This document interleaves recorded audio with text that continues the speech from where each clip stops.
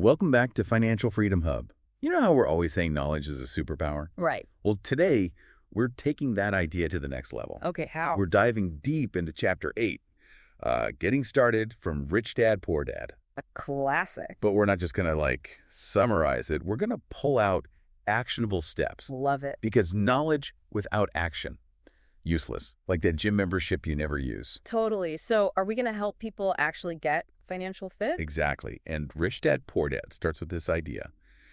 Find your why. Okay. But not just any why. It's got to be huge E. Bigger than your current reality. Powerful enough to motivate you. Yes. Like, think about it. If you're trying to eat healthier, right? If your only reason is, I should eat more veggies. You'll probably give up after a week. Exactly. But if your why is, I want to have enough energy to play with my kids. Or, I want to fit into that dress for my friend's wedding. Right. That's motivation. So how do we apply that to money? We got to dig deep. Find the real emotional reasons we want financial freedom. Like, do you want to travel the world? Escape the 9 to 5. Support your family without stressing about bills. Yes. Those are the whys that fuel action, even when things get tough. So for everyone listening, take a second right now. Think about your why. Write it down. Make it Gracias. vivid. Make it personal. Because that strong why helps you overcome setbacks. Like it's that extra push to hit the gym when you'd rather stay in bed. So we got our why. Now what? Now we got to talk about choice. Rich Dad, Poor Dad says every dollar we spend... Is a vote for the future we want. Exactly. Every financial decision, even tiny ones, shapes our future. It's like choosing to hit snooze or get up for that morning run. One choice makes you healthier, the other keeps you stuck. I like that. And the book uses this brilliant analogy, Monopoly. The game we all played as kids. The author played it even as an adult, you know? Really? Why? Because it taught him about assets, building wealth. So it was like real life practice. Yeah. But sometimes we forget that in real life. We get caught up in, I deserve this. Or I'll start saving later. Right. But just like in Monopoly, today's choices affect tomorrow's outcomes. So what's the action step? Track your spending for a week. Write down where every dollar goes. Oh, like, are you investing in Boardwalk or stuck paying rent on Baltic Avenue? Exactly. Are your choices matching your why? It's not about deprivation. It's about awareness. Making choices that support your goals. Got it. Okay, we've got our why and we're making conscious choices. What's next? Company. Surrounding ourselves with people who talk about money. Okay. But not just spending money. Investing. Building wealth. Makes sense. Like if you want to learn a new language, immerse yourself in a culture where everyone speaks it. You pick it up faster that way. Exactly. So if we want to be fluent in wealth, we need to be around people who speak that language. Good point. But here's what's interesting. Rich people rarely get asked how they got rich. Really? That is interesting. It's like there's a taboo about talking about wealth creation. I never thought about that. But being around people who think differently about money can change your whole mindset. You start to see it as attainable. Exactly. So think about the people you spend the most time with. Are they inspiring you financially? That's a good question. Are they encouraging you to learn and grow? If not, how can you expand your circle? Maybe join an investment club.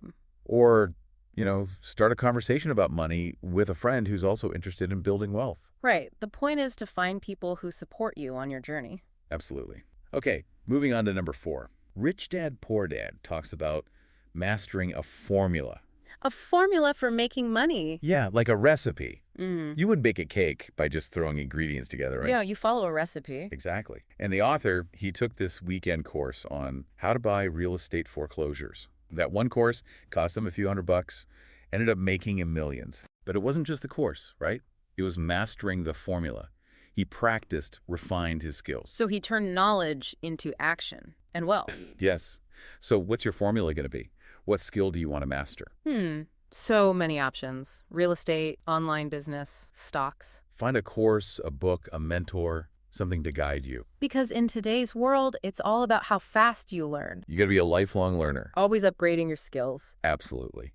Now let's talk about something that can make or break us: self-discipline. Ooh, that's a tough one. Rich Dad, Poor Dad calls it the biggest difference between the rich, the poor, and the middle class. So it's not about deprivation. No, it's about prioritizing, having the willpower to stick to your plan, like training for a marathon. You can't skip runs just because you don't feel like it. Right. You got to lace up and hit the pavement to reach that finish line. Same for building wealth. Consistent choices matter, even when they're not easy. And one key concept, paying yourself first. I've heard of that. From the richest man in Babylon, Yeah. right? Exactly. And it's not being selfish, it's putting your financial well-being first. So how does it work? Before you pay bills, Yeah. before you buy anything for yourself, set aside a small amount.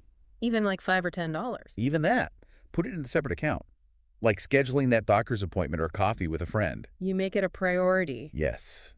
Rich Dad Poor Dad has these diagrams showing the cash flow difference. Between who pays themselves first and who doesn't. Yeah, it's eye-opening. One creates positive cash flow, the other is stuck earning and spending. So they never get ahead. Right. So this month, before any other bills, set up an automatic transfer to savings. Make it a non-negotiable. Exactly. Create that habit, that abundance mindset. Put your future first. Got it. What else? Okay, point number 6 is a bit counterintuitive. Rich Dad Poor Dad says pay your brokers well. Really? That sounds expensive. I know, right? But the book argues a good broker, whether it's for real estate, stocks, anything. It can be super valuable. Like a personal trainer for your finances.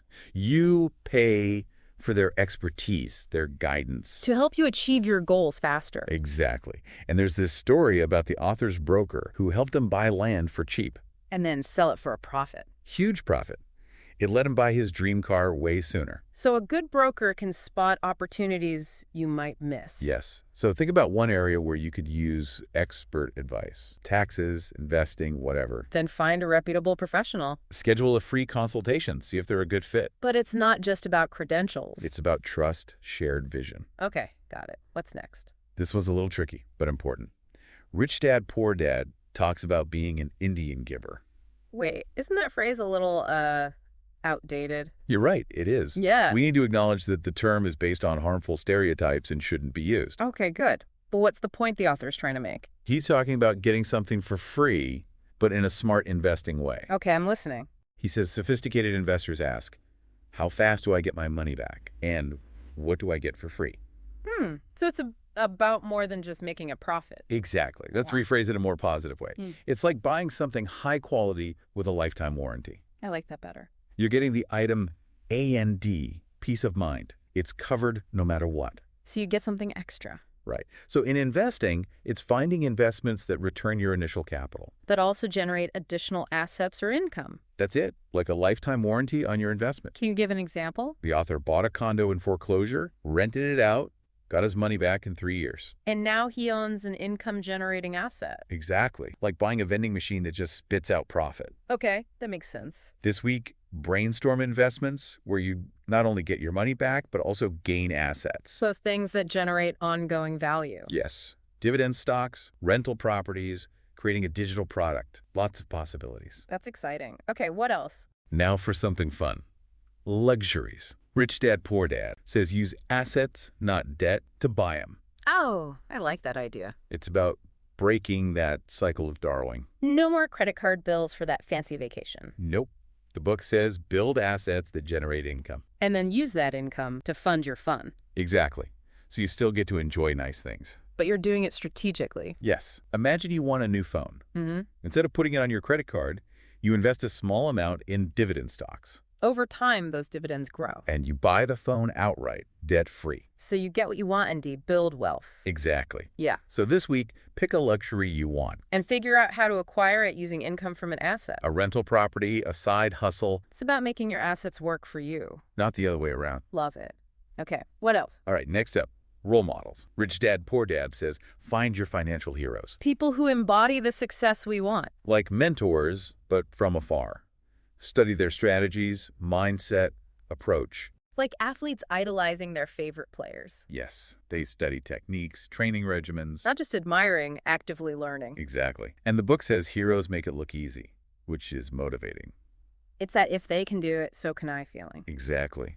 So find a financial hero who inspires you. Could be Warren Buffett, a local entrepreneur. Someone you look up to. Read their books, study interviews, learn their journey and strategies Surround yourself with examples of what's possible. to see that financial freedom is achievable. Model your actions after those who've already done it. Absolutely. Hmm. And finally, we come to giving back.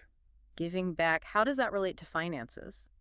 Rich Dad Poor Dad encourages teaching others. It's about reciprocity.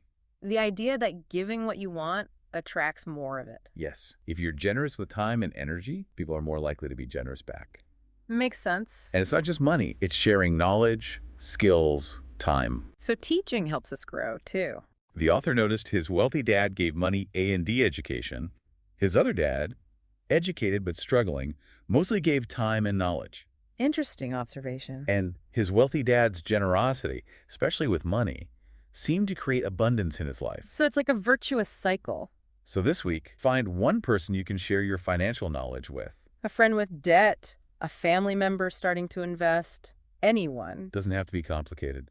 Recommend a book, share a budgeting tip, just listen. The point is to shift from scarcity to abundance. And recognize the more you give, the more you receive. Powerful said. We've covered a lot of ground today, but this is just the beginning. There's more to come. Absolutely. Until next time on Financial Freedom Hub, keep learning, keep growing, and keep taking action.